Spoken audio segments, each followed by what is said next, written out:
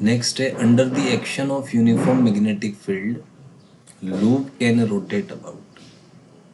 तो Z axis के about नहीं घूमेगा, तो एक्स एक्सिस में भी घूम सकता है, वाई एक्सिस में भी घूम सकता है, तो fourth will be correct over here.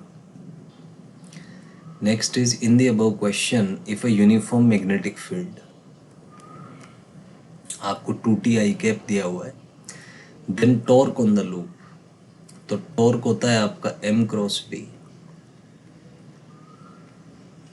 तो इसका जो m है वो माइनस जेड में है, m इधर है, b यहाँ पे है, तो आप m क्रॉस b करोगे क्लॉकवाइज आएगा, so it will be down the plane, तो माइनस जे के अलोंग आएगा।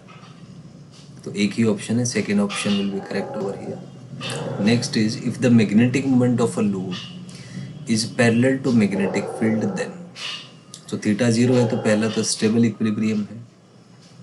नेक्स्ट फ्लक्स भी मैक्सिमम होगा, तो दोनों ही ठीक बात है, सो थर्ड आ जाएगा यहाँ पे। Next is a loop of irregular shape is placed in an external magnetic field. If the wire is flexible it changes into circular wire so that it encloses minimum flux या it encloses maximum flux। maximum flux enclose करना चाहेगी, तो second will be correct over here। next is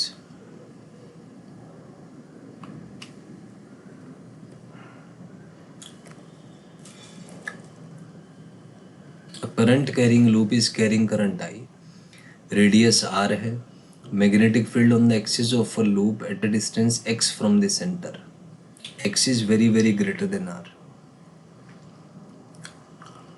तो इसका जो expression है वो आता है mu naught I R square by twice of R square plus X square power 3/2। तो जब एक्स आर से बहुत बड़ा है तो ये इसको एक्स स्क्वायर लिख सकते हैं, तो सॉल्व होने के बाद ये mu naught I R square by twice x square की पावर 3/2, तो एक्स क्यूब आ जाएगा, तो mu naught I R square by 2x cube. तो फर्स्ट ऑप्शन यहाँ पे जो है करेक्ट हो जाएगा आपका। Next is for large distance magnetic field at a distance x from the centre.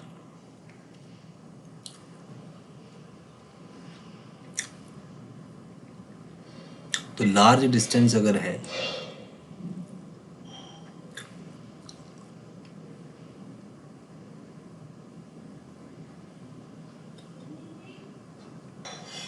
तो ऊपर वाला ही है, फोर्थ आ जाएगा।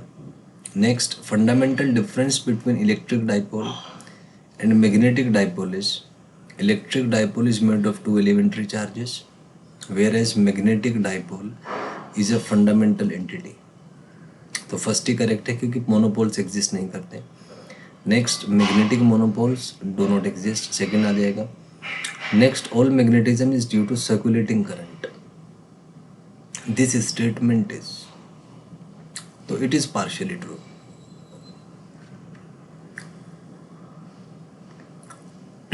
नेक्स्ट इज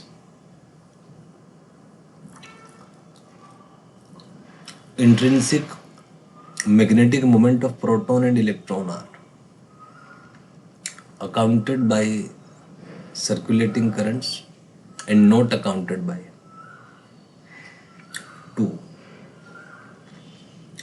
क्या है कि प्रोटॉन और इलेक्ट्रॉन अपने एक्सिस के अबाउट भी घूमते हैं, तो उसकी वजह से उनका एक स्पिन मैग्नेटिक मोमेंट भी होता है, तो वो स्पिन मैग्नेटिक मोमेंट भी एक मैग्नेटिक फील्ड बनाएगा जो सर्कुलेटिंग करंट में नहीं गिना जाता।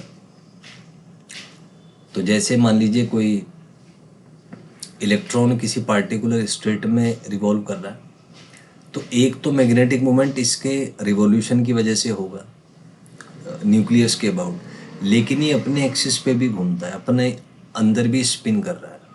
तो जो स्पिन मैग्नेटिक मोमेंट है it is not because of the circulation, तो ये नॉट अकाउंटेड यहाँ पे आ जाएगा, second option is correct. Next is Bohr model was proposed by, तो नील बोहर ने प्रपोज किया था, फर्स्ट आ जाएगा। Next is in Bohr model of atom revolving electron has तो दोनों ही पैरेलल होते हैं, मैग्नेटिक मोमेंट और एंगुलर मोमेंटम। नहीं, इसमें ये आएगा आपका L/2m, L/ ये माइनस क्यू, इस टाइप से एक एक्सप्रेशन बनता है। इसमें जो है L/m ये -C/2m इस टाइप से कुछ बनेगा, तो ये एंटी पैरेलल आ जाएगा यहाँ पे, तो second is correct. Next is ratio of magnitudes of magnetic moment and angular momentum of an electron, तो इसको गायनोमैग्नेटिक रेशियो कहते हैं, फर्स्ट आ जाएगा। Next is for an electron gyromagnetic ratio, तो गायरोमैग्नेटिक रेशियो Q/2m होता है, इसका मैग्नीट्यूड आप ले लीजिए, तो इसको सॉल्व करेंगे आप, ये फर्स्ट आ जाएगा।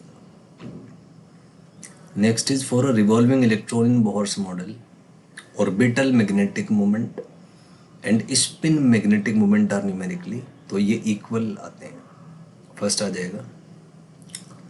Next is Bohr's quantization condition is, तो एंगुलर मोमेंटम NH/2π होना चाहिए, first will be correct. Next is minimum magnetic moment of an electron is called, इसको बोहर्स मैग्नेटॉन कहा जाता है, फर्स्ट विल बी करेक्ट।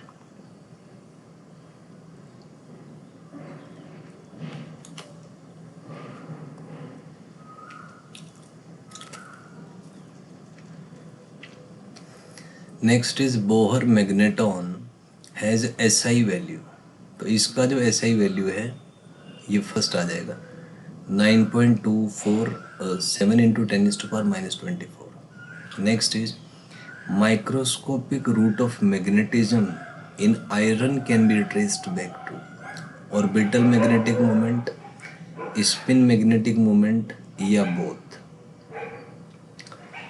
तो जो माइक्रोस्कोपिक लेवल पे है वो स्पिन मैग्नेटिक मोमेंट को एट्रीब्यूट किया जा सकता है।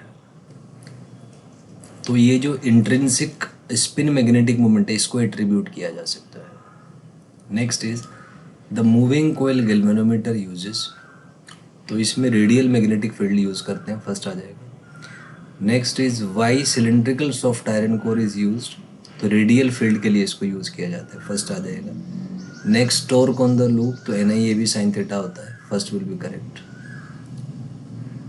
Next is in equilibrium condition in moving coil galvanometer, so what we use is,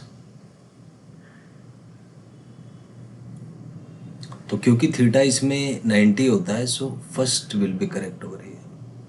next is dimensional formula of torsional constant, तो torque is equal to K∅ होगा, फाई एंगल है, dimensionless होता है, तो K और टॉर्क का dimension same होगा, mL2T-2, first one will be correct हो रही है। Next is torsional constant is, so this is आप कह सकते हैं टॉर्क पर यूनिट ट्विस्ट, तो रिस्टोरिंग टॉर्क ज़्यादा बेहतर रहेगा, तो फर्स्ट सेकंड आ जाएगा इसमें। Next is in the expression phi is equal to this, the expression which is constant, तो ये जो NeB/K है ये कांस्टेंट होता है। Next is when galvanometer is used in Wheatstone, pointer of MCG in neutral position is left hand, right hand या mid point, तो ये मिड पॉइंट पे होता है, थर्ड आ जाएगा। Next in MCG pointer deflection is, तो सभी पॉसिबल है डिपेंडिंग ऑन द करंट।